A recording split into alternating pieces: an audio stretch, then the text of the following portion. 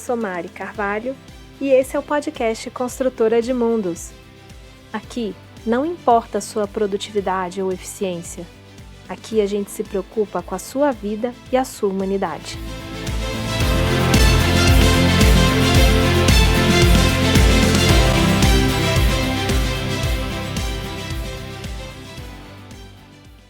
Olá, pessoal, tudo jóia? Estamos de novo em mais um episódio da Construtora de Mundos, com casa cheia, sofazinho, aconchegado, cafezinho, cheirinho de café na mesa, com mais uma convidada especialíssima. E antes de anunciar e de dar as boas-vindas, eu gosto de fazer aquele contexto.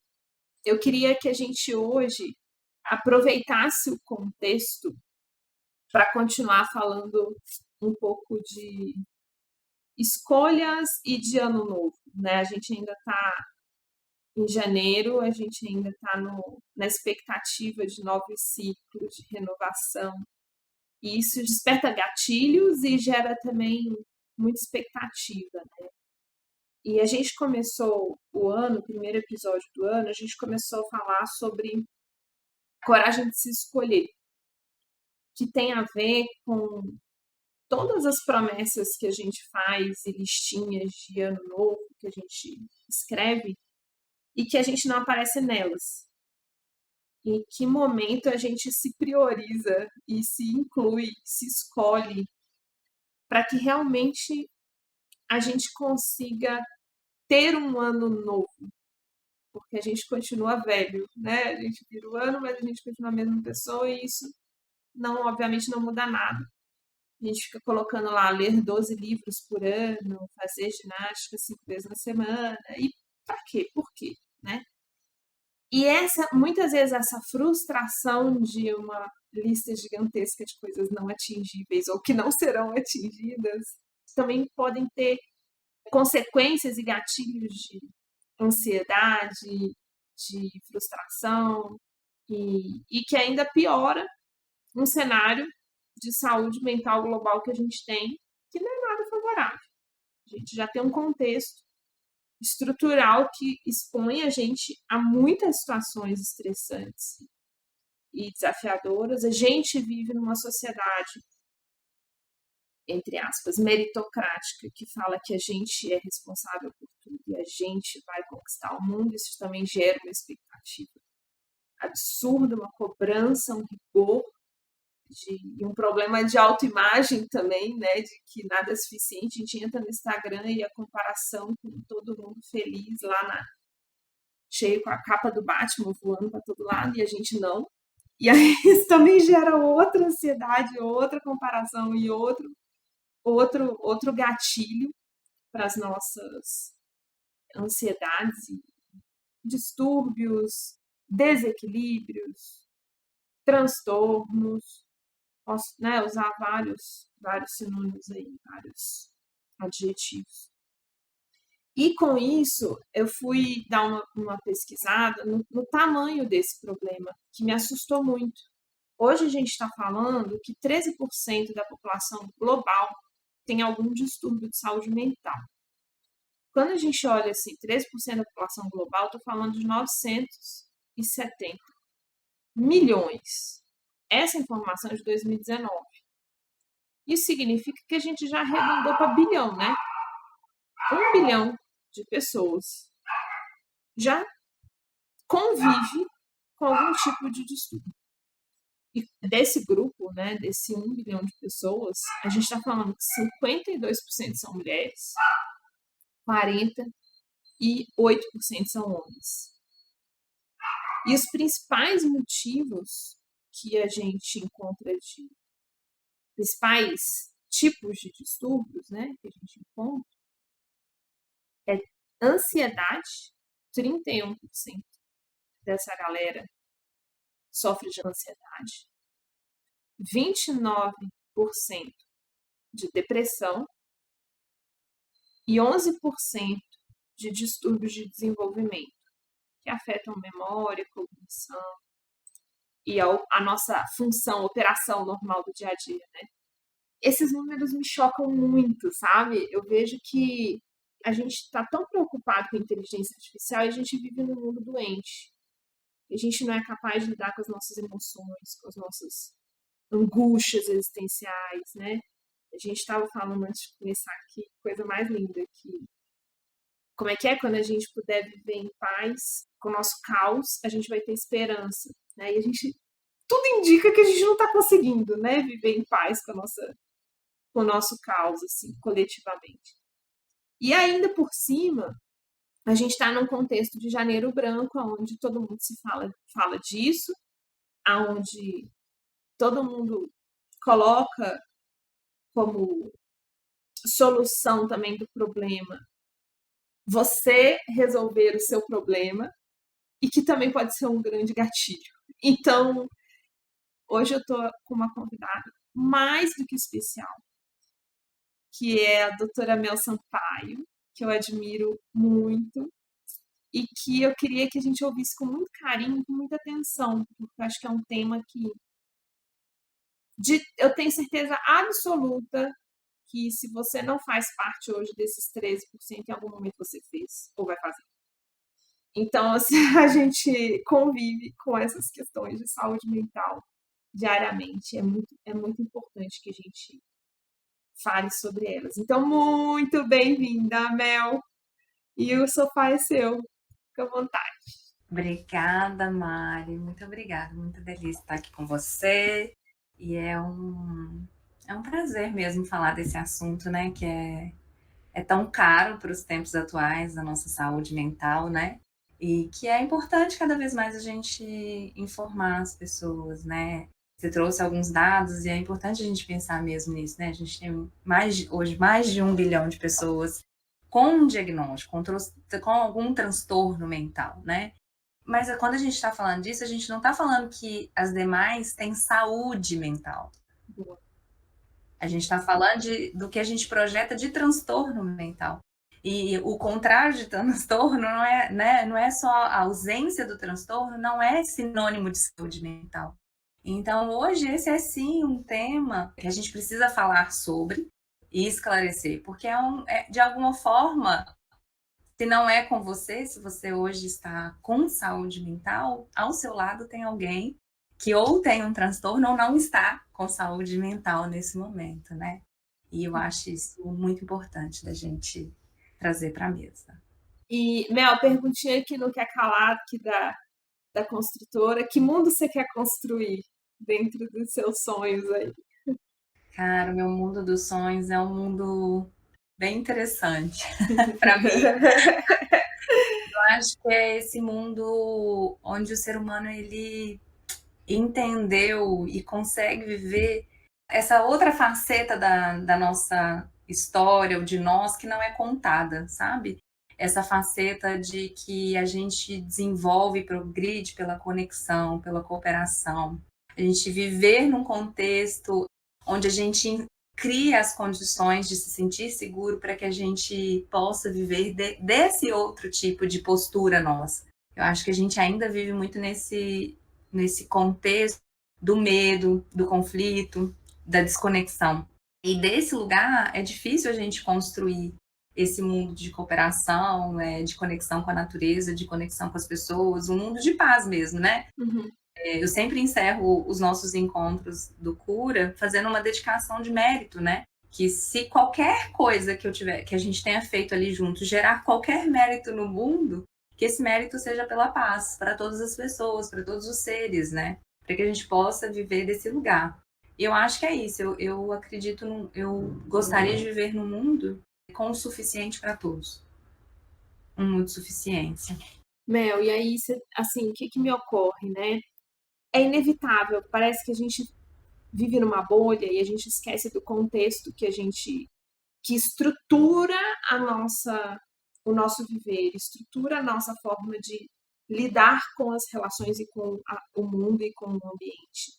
Então, assim, a gente tem um contexto hoje muito desafiador, um contexto onde o nosso modelo econômico e de relações sociais ele está pautado em competição, em crescimento de recursos que a gente não tem mais de onde tirar e de um acúmulo, aonde esse acúmulo provoca escassez de outro lado. E isso é um grande contexto, ele permeia toda a nossa estrutura. Então, quando se fala de construir esse mundo, e eu estou super contigo nessa, mas quando a gente fala de construir esse mundo, eu queria que você falasse, né, a sua perspectiva de como que a gente pode fazer esse processo, no sentido de, eu acho muito cruel, e eu já falei isso várias vezes, em vários contextos, e continuo repetindo, acho muito cruel a gente falar que você é responsável pelo seu sucesso, você é responsável pelo que você pensa, que você sente, sendo que a gente está embebido, completamente absorto em uma estrutura que, na verdade, leva a gente a sentir, a viver, a consequências que não necessariamente são responsabilidade do indivíduo. E a gente falou muito disso também na coragem de se escolher, o que a gente realmente consegue escolher, o que a gente não consegue escolher. E como isso impacta a nossa saúde mental, né? Como isso impacta a nossa qualidade de vida, a nossa capacidade de discernimento e de desfrutar a vida. Eu acho que tem várias camadas nessa pergunta, né? Eu acho que a primeira delas, eu acho que a gente conseguir entender, assim, que eu acho uma coisa importante. Primeiro é conseguir recobrar, entender que sonho é projeção de futuro, né? Uhum. É aquilo que a gente quer construir. E isso só é possível construir um sonho, um futuro diferente, se você estiver muito atento e imerso na realidade de agora. Então, existe uma contraposição grande entre aquilo que eu sonho e a realidade que eu estou hoje. Aí um pouco daquela frase que você trouxe no início, é hoje exatamente porque eu fui construindo recursos e estratégias e ferramentas que eu consigo sentar diante dessa realidade e me sentir regulada diante dessa realidade, que eu sinto que eu tenho a chance, né? Aí a gente tem uma chance. E aí eu sinto que a gente tem uma chance de construir esse futuro. Eu acho que isso é uma coisa importante, assim. Acho que a gente, de alguma forma, essa sociedade acredita que desconectar da realidade, negar essa realidade, é o que faz com que a gente tenha alguma saúde mental. E que eu aprendi nos últimos anos, assim, é quanto mais ferramentas você tem para encarar a realidade mesmo, como ela é que você tem mais chance. E é um pouco o oposto daquilo. Só que a gente precisa se aproximar dessa realidade de acordo com os recursos que a gente está nesse momento.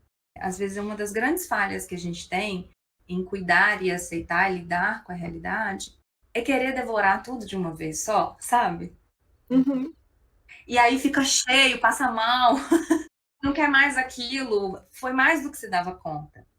E eu acho que o que eu ajudo as pessoas, o que o meu trabalho, como eu penso isso, é que a gente precisa ir dando os passos à medida que a gente tem recurso. E aí o que eu quero falar nisso é diante dessa realidade que você trouxe, né? Hoje a gente tem uma realidade, um contexto onde estamos imersos, né? Que é um contexto de uma vida acelerada, de um contexto de desigualdade social muito importante, um contexto onde há violência, né? É um contexto, assim, a fome está com tudo aí no mundo, né? E a gente convive com isso nesse mundo. Naturaliza, né? A gente está imerso nisso.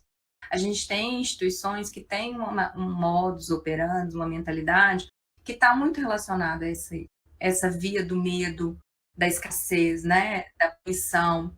Então, a gente responde a isso, né? Enquanto indivíduos. E, às vezes, a gente precisa ter um entendimento que, às vezes, a pessoa ela até faz um investimento na saúde mental, mas ela está numa condição até mesmo de sobrevivência, às vezes financeira, de sobrevivência mesmo, para garantir alimentação, moradia, que ela precisa estar num contexto, vamos supor, num trabalho, onde é um volume de horas que é sobrenatural. Aí chega em casa e ainda tem o outro trabalho. Às vezes está em relações de trabalho que não são cuidadosas. Então, também, o esforço para vencer tudo isso é desumano.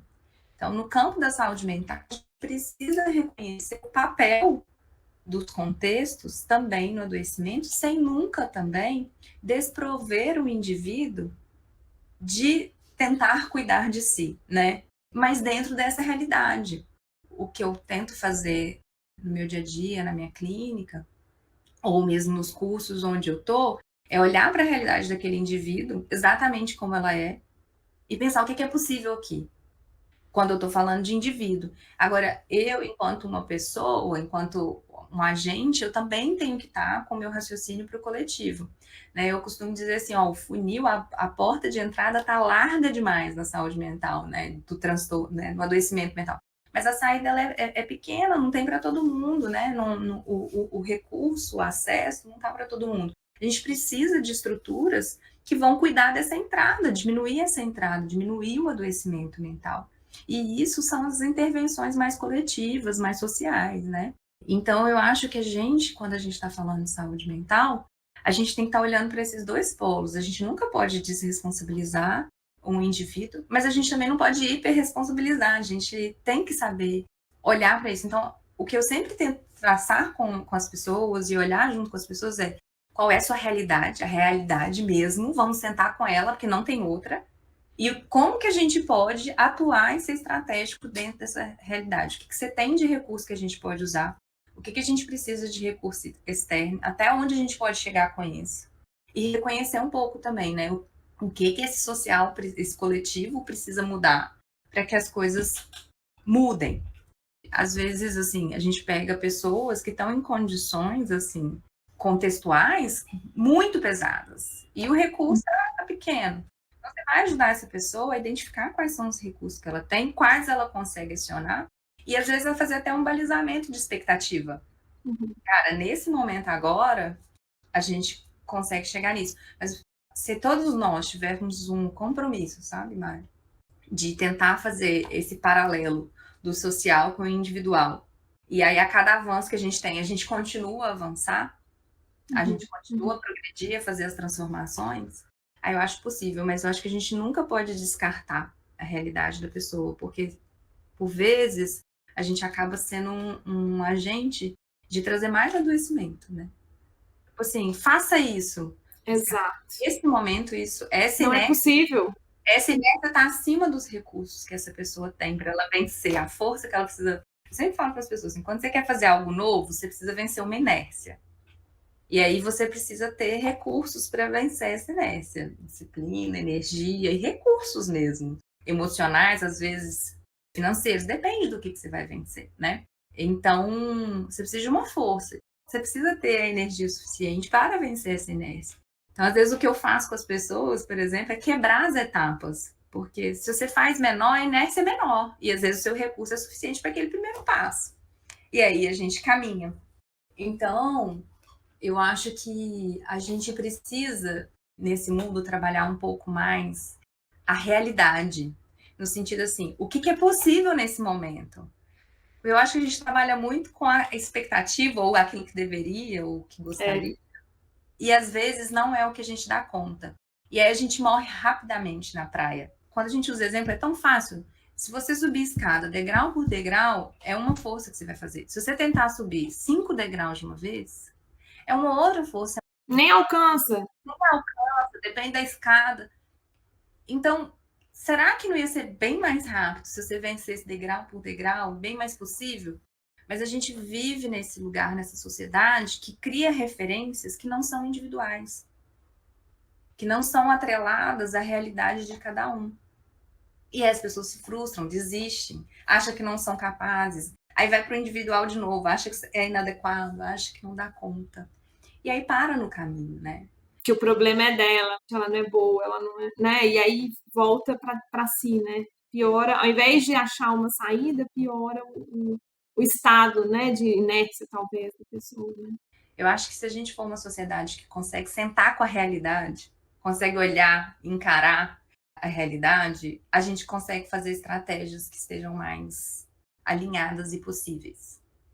Acho que muitas pessoas paralisam nesses passos muito maiores do que é possível.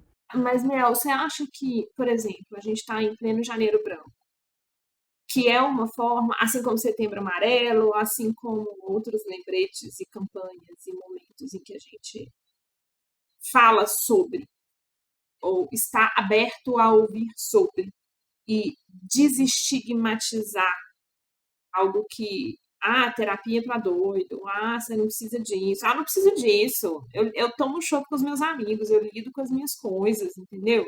Ou dou uns gritos aí, resolve, pronto, continuo, segue o baile, ou isso é para fraco, enfim, todos os rótulos. E eu entendo que a gente, pelo menos, tem falado mais sobre o assunto. Ou chegou a um ponto de estar tão crítico que aí não dá mais para tampar o sol com a peneira, falando que não existe. E aí eu queria te ouvir, assim, qual é o papel e qual é os pontos positivos e negativos dessas campanhas? Como que a gente pode usar essas ondas de uma forma positiva para também ajudar nesse crescimento que você está falando de camadas aí, de consolidar avanços? Como que a gente pode usar esses momentos e o Janeiro Branco a nosso favor? E a sua crítica em relação a ele, obviamente. Eu acho que a gente hoje tem muita informação sobre saúde mental e acho que a informação da saúde mental, ela sofre do mesmo problema que a informação nesse mundo hoje, né? A informação desviada ou desinformação, ela é um problema global hoje, né? É um problema sistêmico, não é só no campo da saúde mental. Então, a gente tem aumento da informação, mas não necessariamente uma informação de qualidade, não necessariamente uma informação que está diminuindo a porta de entrada do adoecimento mental. Então, eu acho assim, a gente precisa que as campanhas sejam de janeiro a janeiro, que elas não sejam só janeiro branco. A gente precisa que essas campanhas aumentem. E a gente precisa de estruturas para o cuidado das pessoas, porque as pessoas estão recebendo informação e muitas vezes não estão tendo assistência adequada para orientar esse cuidado. A gente precisa dessas assistências de cuidado. Mas a gente também precisa intervir no campo mais coletivo, político, social, das circunstâncias que geram o adoecimento. Então, a gente não pode negar isso, né? A gente está falando de um mundo hoje onde 25% das crianças sofrem algum tipo de violência. A gente está falando desse mundo. Então, a gente está falando de pessoas que crescem em contextos já desafiadores. A gente tem crianças que estão em contexto de guerra, não só crianças, temos adultos. Existem muitos contextos que também vão culminar com o nosso adoecimento mental, né? A forma como as redes sociais hoje funcionam, a celeridade das coisas, tudo isso tem influência no nosso adoecimento mental. E enquanto a gente também não olhar para esses aspectos, nós vamos olhar muito para o aspecto de cada um construir a sua saúde e não necessariamente a gente vai ter esse impacto no global. E eu acho que as duas coisas são importantes. A gente não tem como fazer só um ou outro, mas a gente precisa ampliar a conversa sobre adoecimento mental e saúde mental. Tanto a conversa preventiva de prevenir o adoecimento mental, quanto a qualidade das intervenções depois que a gente já tem um adoecimento mental. Então, eu acho que o que eu desejo é que a informação chegue, mas que também chegue as possibilidades, as soluções para as pessoas, não só a informação. Nossa, perfeito, Mel. E assim, ontem eu estava conversando com uma amiga querida aqui e eu fiquei bem assim, assustada, na verdade, né? A gente está numa realidade também de fake news, né? A gente já não sair com a inteligência artificial avançando galopantemente e a gente daqui a pouco realmente vai ter uma dificuldade muito grande de identificar o que é verdade e o que não é. E a gente vive num mundo de narrativas, né? Então, são histórias que contam. A gente fica à mercê de histórias e de verdades que alguém falou, né? Talvez sem embasamento nenhum. E aí a gente estava conversando com essa amiga ontem, e ela comentou que tem uma corrente e um grupo agora que está afirmando que não existe burnout, por exemplo, afirmando que não existe esse contexto de adoecimento mental por conta de excesso de trabalho, falta de recurso e abuso moral, né, assédio moral, enfim. Então, essa forma também de invalidar e de disseminar informações que muitas vezes até piora um contexto, né? Porque você acabou de falar da gente lidar com a realidade, independente do nome que você der à doença, ao transtorno. Não importa o nome. Você vai dar um nome de ansiedade, vai dar um nome. Existe um sofrimento ali, existe uma doença ali, existe um contexto de falta de saúde, independente de como você vai categorizar. Óbvio que é importante para você ter um tratamento adequado, mas o que eu quero dizer é assim, não dá para tampar o sol com a peneira, negando uma realidade, negando um adoecimento coletivo, pelo simples fato de perpetuar as coisas como elas continuam, elas estão sendo feitas, né? E aí eu queria que a gente entendesse um pouco quais esses recursos para ajudar a gente até nesse discernimento, Mel, de informação sobre saúde mental. Quais são as fontes que eu posso recorrer? Que tipo de profissional eu posso recorrer? Que tipo de distúrbio? Porque às vezes a pessoa nem sabe que tem um distúrbio, ela sofre com aquilo a vida inteira, nunca tratou porque ela nem sabe que ela tem. Então, como que a gente começa a identificar que pode ser que exista algum distúrbio? Aonde eu começo a pedir ajuda? Quais as ferramentas que eu posso usar? E que tipo de informação legítima e confiável eu posso buscar? Esse é um aspecto desafiador mesmo, né, dos tempos atuais, assim, né? Onde a gente vai se informar ou qual fonte é confiável, não é confiável, né? Porque a gente está caminhando no mundo onde se fala sobre os opostos, né? Ou quer se negar totalmente, o adoecimento mental é uma coisa que não deve ser categorizada e tal. Ou todo mundo tem um adoecimento mental, que isso também não é real. E as informações são assim, né? Não faça isso. Se te falarem para fazer, é uma coisa assim, é muito no campo da oposição, né? Do confronto, até para nichar mercado, né? É uma linguagem que ajuda a nichar mercado. E eu acho que uma primeira coisa que a gente precisa aprender é que uma parte importante dos transtornos mentais, é como se a gente tivesse uma variação daquele sintoma ou daquele aspecto, desde a normalidade até o transtorno. Por exemplo, a tristeza. A gente tem desde uma tristeza que faz parte da realidade até uma depressão grave. O que eu gosto de ajudar as pessoas, que para mim, assim, ajuda, que do ponto de vista do adoecimento, do transtorno mental, muitas vezes é o prejuízo que aquilo está te causando, o tamanho do prejuízo, da não funcionalidade que aquilo está te causando, do sofrimento, que a gente vai classificar ali dentro de um transtorno. Mas às vezes o que as pessoas têm dificuldade é que você não está classificado, ou o que você sente não ser colocado dentro de um transtorno, não nega que há um sofrimento. E às vezes isso é difícil para as pessoas entenderem. Não significa que você não tem um sofrimento. Você pode estar sofrendo com algo, passando por uma situação desconfortável e desafiadora e que está gerando sofrimento sem que necessariamente você tenha um transtorno. Agora, muito da duração e do impacto que aquilo ali tem na sua vida, das pessoas ao seu redor, no seu trabalho, na sua funcionalidade, é que vai nos ajudar a entender um pouco mais se isso é ou não um transtorno. E os critérios diagnósticos, a gente tem as críticas a fazer a eles, claro, porque muitas vezes eles vão esquecer um pouco desse contexto e de atuar nesse contexto social do adoecimento. Mas eles também são importantes no momento que a gente está hoje e na construção que a gente tem, até para questões de direitos das pessoas. Muitas vezes elas precisam daquela identificação, daquele CID para ter certos direitos. Sim. É importante ainda para direcionar a pesquisa e, de certa forma, direcionar os tratamentos. Porque quando eu desenho, eu faço um recorte, né, eu classifico, eu consigo fazer um padrão de identificação daquele problema e testar as soluções. E aí eu vejo se aquela solução ela é melhor ou pior, né? O que a gente às vezes vai chamar de padrão ouro de tratamento. Então a gente consegue fazer esses contornos ainda porque temos esses critérios diagnósticos. Só que a gente fica muito nesse lugar do totalmente contra, totalmente a favor, né? Na guerra de narrativas, né, Mel? Fica no abstrato. A gente precisa trazer essas conversas, a gente precisa fazer pontes, né? E não ficar em cima do muro, na verdade, porque uma coisa que não tem evidência a gente não pode aplicar numa população, né? A gente não deve.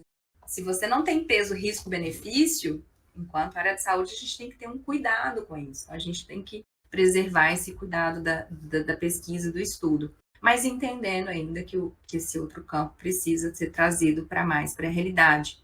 Então, eu acho que para as pessoas uma referência é muito isso, né? O tamanho do impacto, do prejuízo em relação ao seu habitual, ao que você era antes, que esse momento pode estar trazendo. Algumas pessoas já estão com sofrimento muito longo, ou que você vê que isso pode estar trazendo. Quando a gente está falando de adoecimento mesmo, né? Hoje as principais referências no campo de saúde mental são o psicólogo, o psiquiatra, terapia ocupacional, são as pessoas ali, as equipes multidisciplinares voltadas para a saúde mental que estão mais com esse olhar. Mas muitas vezes outros médicos vão conseguir também, outros profissionais vão conseguir te dar algum direcionamento. Só que a gente está falando aí já de transtorno, né? Mas sofrimento mental a gente pode ter e pode buscar diversos tipos de ajuda. Desde atividade física, alimentação, estudar, aprender, se engajar com coisas que fazem bem à natureza. A gente tem um caminho muito amplo. Mas quando você está muito em dúvida, se você está em sofrimento ou se você está em adoecimento, um olhar profissional pode ser a diferença para te ajudar, um bom profissional, a separar esses dois caminhos. E do ponto de vista de construção de saúde, né, Mari, eu acho que é para todos. Eu acho que a busca da construção de saúde depois no outro passa para todo mundo. Mas ainda assim, eu acho que a gente tem que buscar referências nas grandes entidades assim que falam sobre aquele tema. Então, as referências, as associações, né, daquela referência, a OMS, as referências em saúde, as grandes fontes, é o que a gente tem para a população geral, né? Para quem quer estudar e aprofundar mais, hoje a gente tem uma leva de instituições que estão à frente de um ou outro transtorno, que eu acho que não cabe muito aqui. Mas eu acho que para a população geral, assim, esteja perto. Eu sempre falo assim, olha para instituições que têm força no campo científico e no seu país. Então, aqui, se você olhar para o instituto dentro da USP, da Unifesp, da UFMG, que fala sobre saúde mental, OMS. Então, se olhar para instituições que já têm uma força de nome, a Unicamp também é uma grande instituição que faz muita pesquisa em saúde mental, profissionais que tenham referência, que não é profissional do marketing do meio social, é um profissional que tem história dentro daquela área. E ainda assim, a gente precisa ir aprendendo a comparar informações, que eu acho que é um desafio. Nós vamos ter ainda muito que aprender com o que vem por aí de informação, mas eu acho que esse é um caminho. Buscar referências mais amplas e mais consolidadas. Perfeito, Mel. E aí, dado que eu entendi que existe, né, algum tipo de estudo, já me certifiquei, já busquei ajuda, sei o que eu tenho que fazer e sigo empacado. Por que a gente tem tanta dificuldade, Mel, de tirar papel, de conseguir avançar? Você estava falando da inércia. Queria explorar um pouquinho mais isso, que eu acho que é, na prática, vamos dizer, para quem está nos escutando, pode ser talvez a parte mais relevante, mais que dê mais luz nesse momento de né, uma tábua de salvação. Assim. Por que a gente tem tanta dificuldade? O famoso vai para a academia e enriquece o acionista, né? E nunca aparece lá. É tão complexo, muitas vezes a gente sabe até o caminho. E ainda assim é tão difícil colocar em prática, é tão difícil sair dessa inércia. Eu acho que a gente talvez precise separar em dois blocos, assim. Um é nomear, muitas vezes quem está em um adoecimento mental mais grave, moderado a grave, pode ter uma dificuldade do próprio quadro de ter essas iniciativas. Então, faz parte também do tratamento, à medida que a pessoa melhora do quadro, ela começar a conseguir dar esse espaço. Então, isso eu acho que é um parêntese importante. Primeiro é o cuidado e a estabilização, né? Para depois a gente pensar em mudar alguma coisa. Mas ainda dentro do quadro, é por isso que eu falo, às vezes o que a gente fala e que uma pessoa que está num quadro muito grave, é como se isso não se aplica muito à realidade dela. Então é só para eu colocar essas pessoas na parte, separar, para elas entenderem que ainda tem um caminho, que às vezes vai precisar. É claro que elas vão dar passos, a gente vai incentivar isso durante o tratamento, mas para algumas pessoas, elas precisam de um mínimo de melhora da energia, do humor para elas conseguirem fazer algumas coisas. Fechado esse parêntese, falando de uma população geral, assim, da gente nesses entravamentos nossos do dia a dia, né? Eu acho que algumas coisas, eu vou citar algumas coisas que sejam mais diretas, assim, que eu acho que a gente, às vezes, nos atrapalha. Uma delas, eu acho que é essa expectativa um pouco longe da realidade. Então, vou dar o exemplo da academia que você trouxe mesmo, né? Às vezes eu vejo, estou conversando com os pacientes, a gente está fazendo as estratégias e às vezes fala assim, eu vou na academia 5 vezes por semana. Eu falei, mas você vai sair de 0 para 5? Você tem todos os recursos que você precisa agora, de rotina, roupa, todos os recursos. Você tem todos os recursos que você precisa agora para fazer 5? Porque senão, na primeira semana você vê que aquilo não é possível e você já para. Então, um pouco disso é essa coisa da gente diminuir a pressa, mas ainda assim chegar mais rápido nos resultados. É a escada que você falou, né, Mel? É um degrauzinho. Então, assim, é estranho, mas se você... Às vezes, eu tenho pacientes que estão sedentários há muito tempo, que eu quebro a inércia deles com 5 minutos. Não é em 5 minutos eu quebro a inércia, mas você com 5 minutos de atividade, 5 minutos de ação. Você vai fazer 5 minutos. É de 0 para alguma coisa, não é de 0 para 10, né? Porque às vezes os 5 minutos ficou fácil, a autoestima não, a segurança de conseguir fazer algo, porque a gente precisa se sentir seguro que a gente consegue fazer. Porque esse é um aspecto da expectativa. Muitas vezes a gente escolhe coisas que a gente não está dentro do nosso campo de segurança de execução, nem dentro da nossa zona de tolerância. E a gente se desregula só com a criação daquela expectativa. E quando estamos no estado de desregulação emocional, nossa tendência é repetir o que a gente sempre faz. É repetir o padrão, é repetir o automático. Então, se eu consigo fazer metas que não me desregulam, que estão dentro da minha zona de segurança, ou dentro daquilo que eu tolero de estímulo ou de esforço, desconforto, as minhas chances de continuar é muito maior. E com isso eu vou só alargando a minha zona de segurança e de tolerância. O que acontece na nossa sociedade é que as pessoas tendem a chamar isso de zona de conforto. Zona de conforto é diferente de zona de segurança. A maior parte de nós temos zona de segurança e não zona de conforto. E aí, sair fora da zona de segurança ou tolerância é um objeto de desregulação. E desregulado, a gente não faz o novo, a gente não progride. Peraí, volta. Qual é a diferença de zona de conforto e zona de segurança? Vamos lá. Eu vou dizer assim, como eu trato isso, tá? Então, eu trato assim. Zona de conforto é aquela zona onde você gosta de estar. Você não está ameaçado de nenhuma forma. Então, você consegue transitar para fora dela. Eu vou começar lá do zero, então, tá? A gente está falando de um padrão de funcionamento interno. Tem pessoas que gostam de funcionar num ritmo, digamos assim, maior, sabe? Mais acelerado. Tem um raciocínio mais rápido e tal, mas aquilo é da natureza dela, ela não se sente desconfortável com aquilo. E tem gente que é mais para baixo, assim, mais calmo e tal. E tem gente que pode estar ali no meio do campo, você pode estar em algum desse lugar. Quando você é uma pessoa muito segura, que nasceu assim, num contexto de muita segurança, de muita regulação emocional, uma pessoa que tem a história de vida quase imaculada, que não Doriana. Que não é a maior realidade das pessoas, eu costumo chamar isso de zona de conforto.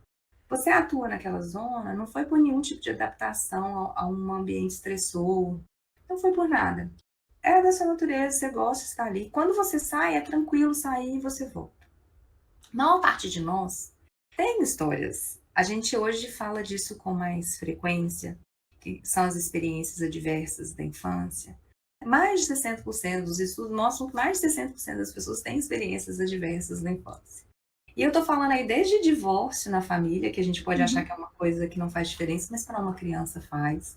Até situações mais graves, de violência ou algum acidente que vivenciou. Então, um adoecimento mental na família é uma experiência adversa na infância, né? Uma ausência de algum familiar, morte.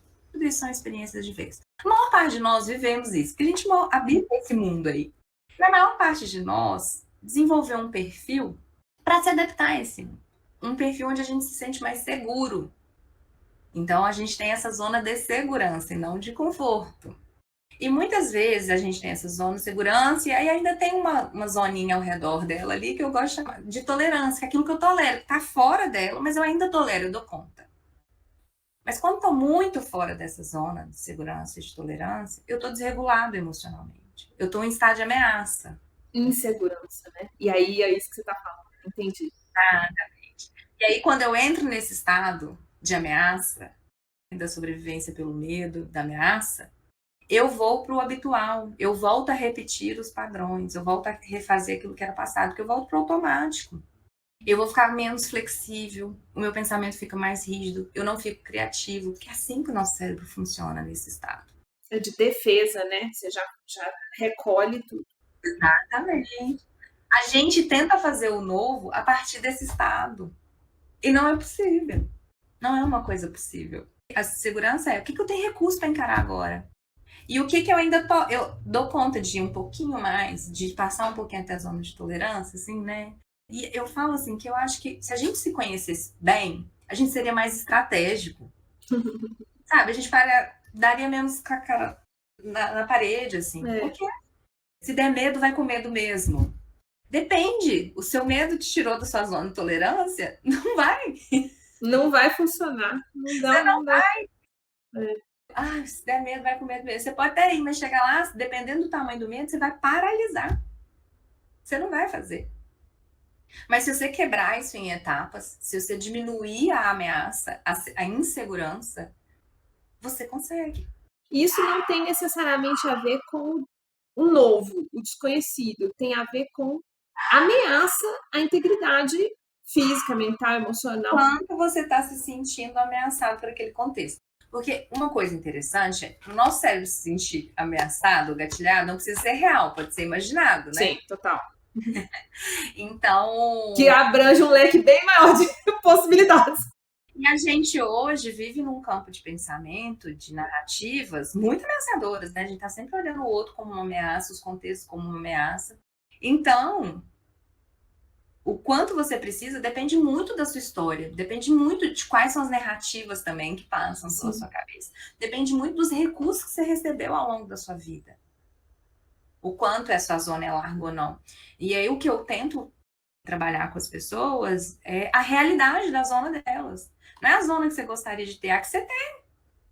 Não é o espaço que você gostaria de ter, é o que você tem. E como é que a gente vai trabalhar para largá-lo? Como é que a gente trabalha dentro dele? Para que você, dentro da sua zona de tolerância e segurança, vá alargando essa zona.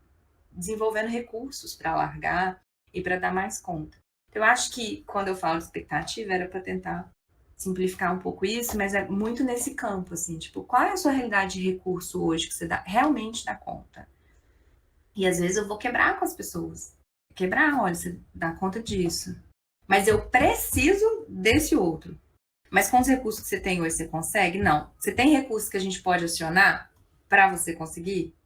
Então, eu falo, a vida é uma balança. Demanda, recurso. Então, aumentou o peso da demanda, se você não aumentar do recurso, não vai equilibrar de novo. Você precisa ter isso na sua mente. E às vezes até aceitar, falar, nossa, nesse momento da minha vida, eu tenho que aceitar que meu rendimento vai estar um pouco menor. Porque aconteceu um monte de coisa e que nesse momento eu não consigo acionar mais recurso. Então, eu preciso nivelar as minhas expectativas. Que é o que você fala de sentar frente a frente com a realidade, né, meu? Exatamente, sentar frente a frente com a realidade. Porque eu acho que a gente cria muita história romantizada para o ser humano. A gente ainda tem eu acho que fugindo um pouco, talvez, do assunto, a coisa do cancelamento, ela vem muito dessa expectativa romantizada que a gente não fale, que a gente não tenha erros, que a gente dê conta. Essa coisa de esperar o herói, que um político venha e resolva tudo, né? Que alguém venha e resolva tudo. E essas expectativas heróicas vêm dessa dissociação da realidade. De que somos humanos, falíveis todos, né? Falíveis todos. E que muitos de nós têm histórias que não escolheu e que foram muito duras e que não foram cuidadas, não foram olhadas. Então, os recursos estão limitados. Mas quando a gente olha nisso numa perspectiva não vitimizando, não reduzindo o outro, mas acreditando que o outro Se ele receber os recursos, ele pode desenvolver, a gente se responsabiliza coletivamente, né, por tentar criar esse contexto para todos. Mas partindo do ponto individual, eu acho que é muito isso, assim, sabe? Você quer fazer uma mudança? Qual é o passo que você já tem os recursos para dar dentro dessa mudança, quebrando ela, né? Academia, se você quer fazer academia, mas às vezes a pessoa não tem o dinheiro para fazer atividade física. Então, não adianta você colocar como expectativa você vai fazer academia 5 vezes por semana. E muitas vezes você ainda não tem nem energia. Então, você vai, pelo menos, pegar o hábito de vestir a roupa e dar a volta no quarteirão. Que é sair da inércia. O mínimo de força possível. O mínimo que você já tem para fazer. Tem pessoas que a gente precisa quebrar muito. Uhum. Porque, por exemplo, às vezes para uma pessoa, o se expor é muito... O sair na rua tá muito difícil, né? Pós-pandemia a gente teve muito isso. O sair na rua tava muito difícil. Às vezes a gente tinha que quebrar para essas pessoas a ação. E eu acho que aqui eu tô falando de pessoas que estavam no maior sofrimento, mas isso serve pra gente no dia a dia. Quantas vezes a gente fala assim, quer fazer uma mudança, mas já quer começar grande, né? Grande. E aí é isso, a energia que você precisa para começar grande, o recurso que você precisa, ele é muito grande. Proporcional, né? Se você não tiver, você vai desistir e ainda é capaz de você desistir e voltar para aquela narrativa de que você não consegue, que você é inadequado, você não tem força, disciplina. Então, escolher uma ação que ela é possível e repeti-la vai te dando mais forças para que outras venham. E aí esse é um outro aspecto. A disciplina, às vezes, vai vir antes da motivação. Eu vou acordar com vontade de ir na academia. É bem possível que não. Se não é uma coisa que você gosta muito e você está sedentário, porque para você é super confortável ser sedentário, você vai ter que ir pela proposição de ir, pela proposta, né? Então, não esperar essa vontade, às vezes, surgir para fazer as coisas inteiras também é uma coisa importante. Se você estiver dentro da sua zona de segurança e tolerância, você vai estar regulado, você vai estar consciente e você vai conseguir construir as suas ações, assim. Isso é algo que eu penso. E eu acho que, pelo menos para mim, funciona. Quebrar é uma coisa que funciona. E que eu tô entendendo, o recurso mais precioso, não sei se eu posso falar dessa forma, me corrige, tá? Mas é a segurança e a autoconfiança, porque, obviamente, né, você vai precisar do financeiro, vai precisar da estrutura da roupa, né, do dinheiro da academia, de não sei o quê, mas a cada pequeno passo, se você tem uma pequena ferramenta para um pequeno passo, né, e aí você consegue fazer aquele pequeno passo, com aquela pequena ferramenta que você tem, e isso já te dá uma confiança e uma autoestima de você falar, dei um passo. Talvez esse recurso seja o recurso mais precioso para você continuar. Eu sou suspeita, porque eu tenho uma forma de entender as coisas, que é a minha narrativa, né? Que a segurança ela é um pressuposto muito importante para o ser humano. A ameaça, o medo, ele também é, né? Porque eu não quero encontrar com um grande perigo e não reagir a ele, né? Eu quero esse meu sistema aí muito funcionante. Protege a integridade, né? Em vários momentos. Sobrevivência. Mas a gente também tem essa outra forma de sobreviver ali dos mamíferos em diante, né? No campo da evolução, que é pela segurança através da conexão. Então, o sentimento de segurança, quando a gente se sente seguro, o nosso cérebro está livre para essa coisa, para buscar, para explorar, para brincar, para aprender, para ser criativo, para criar novas soluções que ainda nem foram pensadas. A gente precisa desse pressuposto da segurança. Geralmente, quando a gente está em ameaça, o que a gente faz é usar os recursos que a gente já conhece, os prévios, os instintivos. Então, a segurança, ela é, para mim, sim, um fator essencial para essas transformações. E você escolher passos que estão alinhados com os recursos que você tem, cada vez mais, e continuar compromissado em buscar novos recursos, cada vez mais vai conseguir novas distâncias. E de forma sustentada. Então, assim, a segurança, ela nos permite conectar com as pessoas. Quando a gente está seguro, a gente se conecta melhor, a gente se regula melhor com o outro. A gente consegue deixar que, às vezes, o desespero do outro nos deixa ali numa situação de conseguir ajudar e fazer alguma coisa, não se perder naquilo, né? Não se sentir desorientado dentro daquilo. E eu acho que muito disso, assim, a gente desconectou dessa coisa de estar ligado à nossa realidade, aquilo que a gente dá conta, aqueles recursos. E muitas vezes isso acontece porque a gente fica nessa narrativa da inadequação. É porque eu sou insuficiente, é porque eu sou fraco, eu sou preguiçoso, eu sou isso e aquilo. Pela comparação, né, Mel? Quando, na verdade, se você parar para olhar, assim, eu recebi recursos para isso. Eu aprendi isso em algum lugar ali, porque a gente aprende, né? A gente recebe. Você recebeu em algum momento da sua vida, por exemplo, uma orientação de como enfrentar certas coisas? Você recebeu apoio emocional, segurança? Você recebeu condições adequadas de sobrevivência, de comer, viver e morar? Porque se essas coisas faltaram, algumas coisas vão ser realmente mais enfraquecidas e você pode desenvolvê-las. Pode assumir o compromisso e desenvolvê-las. Mas os seus recursos são adequados? Seja realista, assim. Eu acho que é um passo difícil, mas bonito, a gente sentar com a nossa realidade, né? Eu brinco que eu, em certo momento da minha vida, ainda faço isso. Eu chamei todas as minhas sombras para serem minhas parceiras, andarem comigo, para eu conhecê-las, para eu entender qual recurso eu posso usar, eu posso desenvolver para olhar para esse lugar. Maravilhoso. Mel, alguma coisa que a gente não tenha falado que você acha relevante, que você acha dentro desse contexto que tenha faltado mencionar?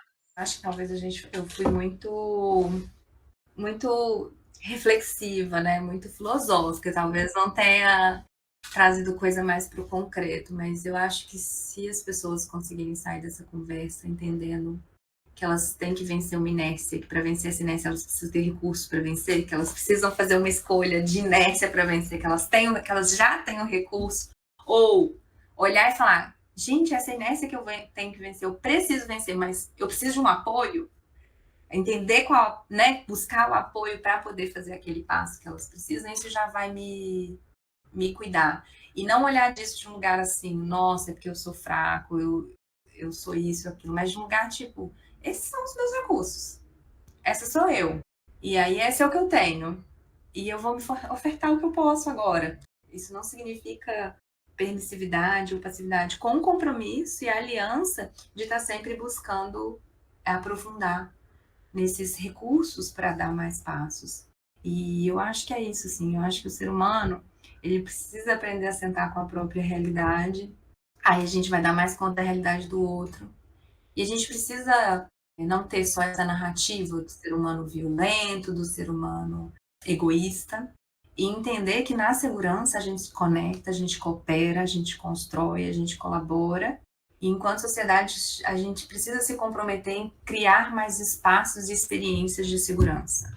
A gente não pode aceitar uma sociedade onde 25% das crianças estão em situação de violência. Então, a gente precisa se comprometer em ter experiências de segurança, dando passos que são dentro daquilo que a gente dá conta e cada vez progredir neles e buscando os recursos, comprometendo em aumentar a experiência de segurança e, ao mesmo tempo, criando mais contextos e experiências coletivas de segurança.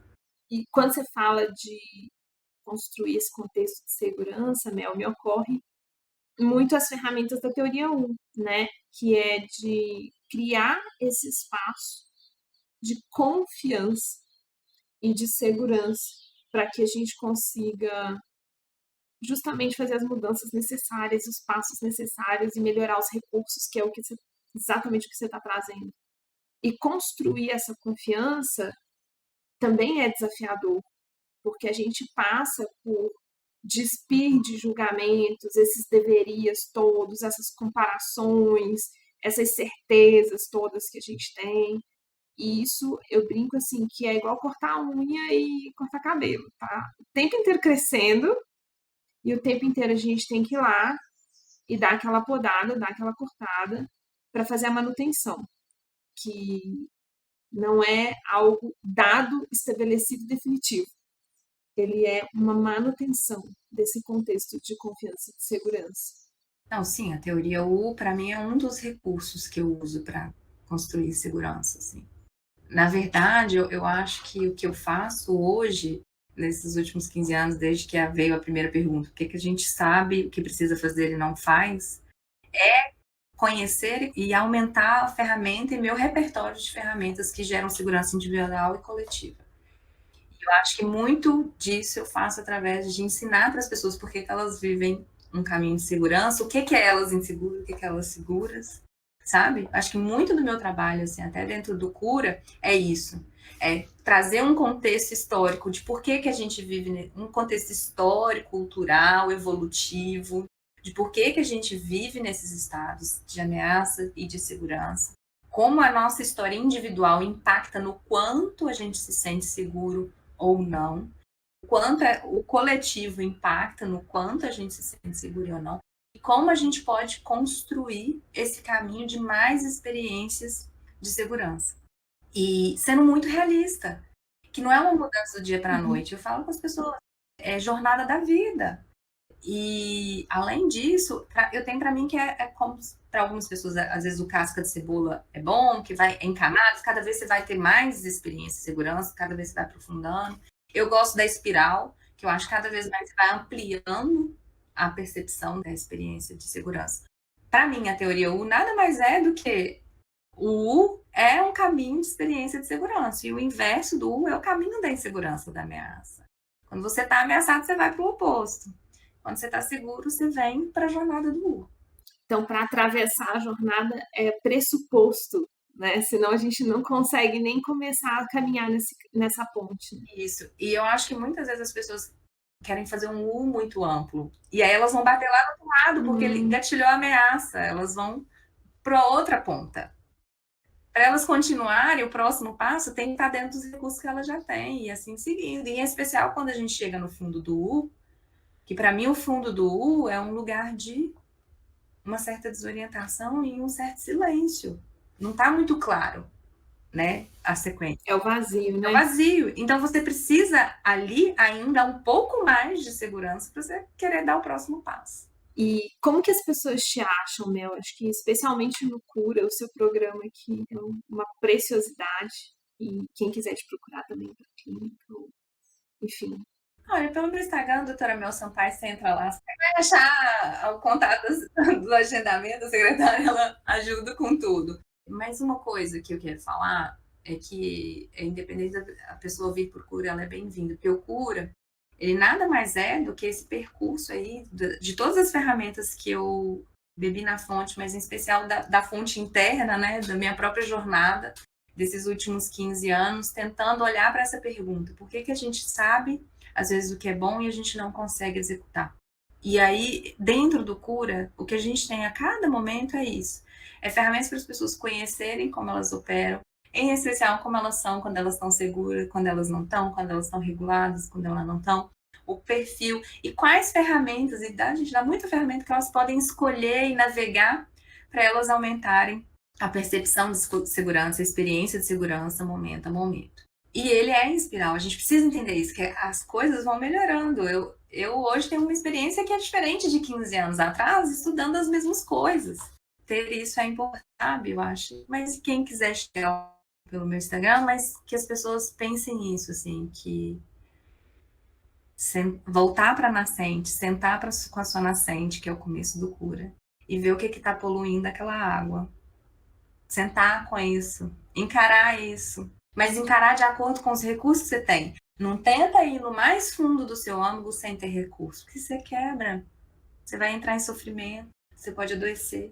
Mas tenha sempre o compromisso de ir se aproximando cada vez mais disso, com os recursos que você tem e com o compromisso de ter mais recursos. E construa a sua saúde mental desse lugar. Um dia de cada vez. Um dia de cada vez, um passo de cada vez. Mel, eu não tenho como te agradecer, assim, eu vim para tive uma aula e eu acredito que quem escutar já vai ter uma caixa de ferramenta com mais recursos para poder lidar com a saúde, né, e a promover mais saúde mental e que seja de janeiro a janeiro. De janeiro a janeiro. E que seja para todos. E seja para todos. Né, Mari? Se essa conversa gerar qualquer tipo de benefício em alguém, que seja um mérito para que a gente encontre a paz e assim a gente esteja seguros, todos, né? Amém. Meu, muito obrigada, Muito obrigada mesmo. Obrigada a você, amor. É sempre bom conversar com você. Que demais.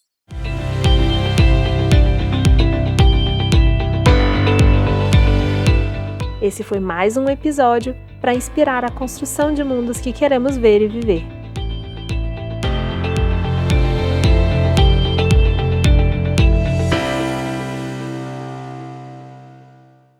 Esse episódio foi editado por De Rosa Edições. Siga @De Rosa Edições.